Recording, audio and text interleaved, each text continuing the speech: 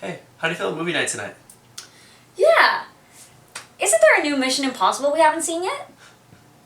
Tom Cruise. You complete me. Where are your pants?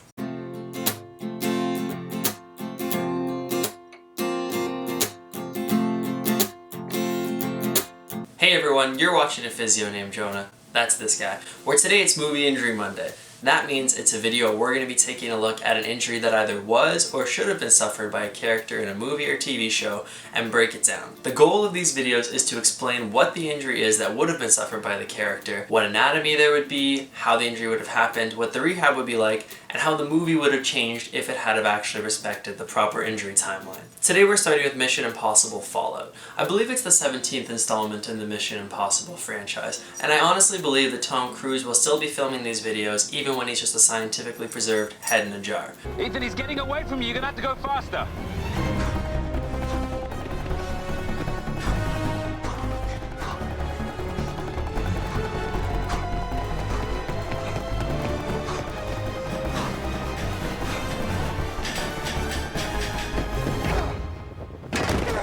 One of my favorite parts about this scene for my purposes here today is that you can pick so many different spots where the injury could have happened. For instance, you could take here.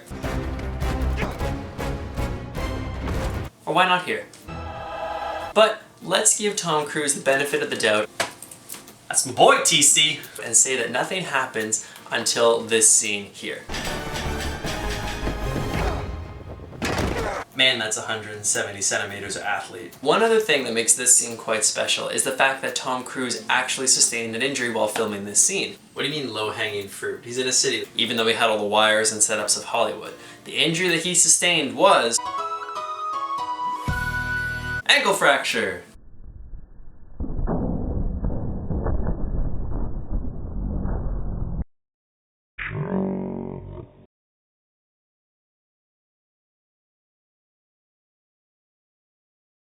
I can't imagine why. Tom Cruise actually fractured his ankle during the filming of this scene. So, his character in the movie, without all the wires and things that he has to help him with the stunts, is even more likely to sustain the same injury. Now let's go ahead and get started with the simplified anatomy of the area so that you have an idea of what's getting injured here, but you don't fall asleep or leave the video.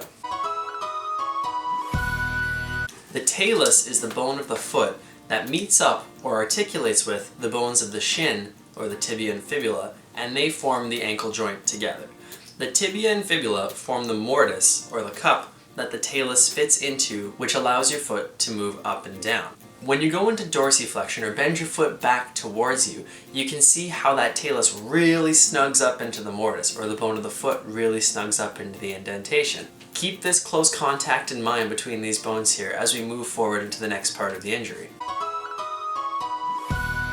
Disclaimer here, I couldn't find exactly what bone Tom Cruise fractured in his ankle, so we're going to be using one that seems as though it would have been injured in this particular style of injury. This injury being one where he has a large force transmitted to his ankle when it's in a bent back or dorsiflexed position. One of the likely injuries here could be a talar dome injury or a fracture of the talus, that bone from the foot we mentioned earlier. You can see why this would have been likely to happen with the decreased space available when that foot is in your dorsiflex position and that talus is really snug up into the mortise. This puts the ankle in a position vulnerable to impaction because of the way that space is taken up. Now, often with a severe ankle fracture, there could be damage to other structures in the area, but for today, let's think that he just fractured that bone and focus on the recovery from an ankle fracture. So in the real-life situation where Tom Cruise fractured his ankle, shooting of Mission Impossible 78 had to be postponed for about 6 weeks. In fact, one of the first doctors that Tom Cruise went to told him that he wouldn't be able to run for about 6 to 8 months. From a rehab perspective, this is essentially the implementation of rest. For the purposes of rehab and physiotherapy, which bone in the foot he fractured matters, but doesn't necessarily change our overall goals and outcomes we want to achieve in physiotherapy. Primary treatment for a fracture, assuming there's no surgical intervention required, is immobilization and rest. Usually this is going to be done by a boot or a cast and is going to be 4 weeks bare minimum. After this, the boot or cast is going to be removed. You're going to be able to start putting some weight back through the foot, and rehab can begin to focus on range of motion and building up strength around the ankle again. After the ankle has been held in one position for that period of 4 weeks or more, the joint is going to be incredibly stiff and the muscle is very weak. This is because when you're not moving, joints tend to stiffen up and not want to move again, and muscles become weaker from not doing their normal action of pulling. Range of motion is going to be one of the very first things we try and get back because it's so essential for things like moving around and walking. After that, we're going to target some strengthening. However, this will likely be in a non-weight bearing way because it may still be painful to be putting too much pressure and strength through that ankle. Once the tolerance for weight bearing is improved, we're going to have to keep improving the range of motion, but now through weight bearing activities. You can hobble around on crutches and limp without full range of motion in the ankle, but if you're someone like Ethan Hunt who wants to get back to running, jumping, and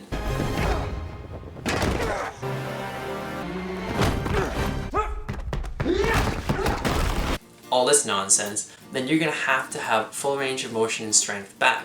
This is where weight-bearing improvements in range of motion and strength become crucial. In rehab, we can help with these end range restrictions of range of motion with things like joint mobilizations and releasing soft tissue restrictions. A lot of it is also going to be based on exercises. Exercises targeted at improving range of motion and strength from a weight-bearing position. Something that's also going to be necessary following an ankle fracture is balance exercises. This is because after a fracture and immobilization, your body's proprioception, or where it believes that part of your body to be in space, is going to be altered.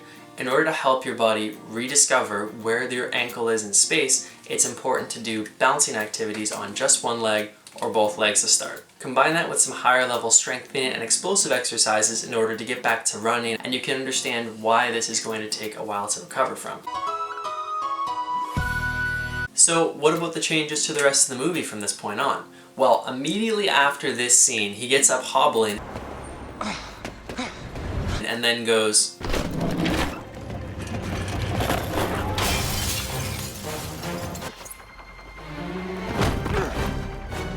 and then right after that goes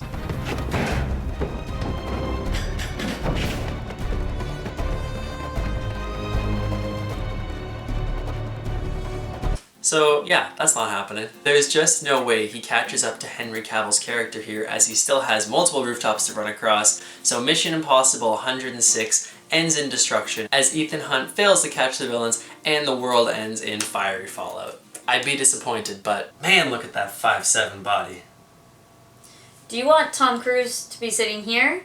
Tom Cruise. In summary, Ethan Hunt's talar dome fracture keeps him from stopping the bad guys in Mission Impossible Fallout, and such creates the end of the world. Now that we're here at the end of the video, I want to say a huge thank you to you guys for sticking around and watching. I truly appreciate it. If you're enjoying what you see, like and subscribe to the channel if you haven't already so you know when new videos are coming out and you don't miss any of my new content. In the comment section below, why not let me know if there are any other movies or movie injuries you'd like a physiotherapist to break down in a video just like this one. Other than that, guys, move your body, have a laugh today, and I will see you at the next video. Bum bum bum bum bum bum bum bum.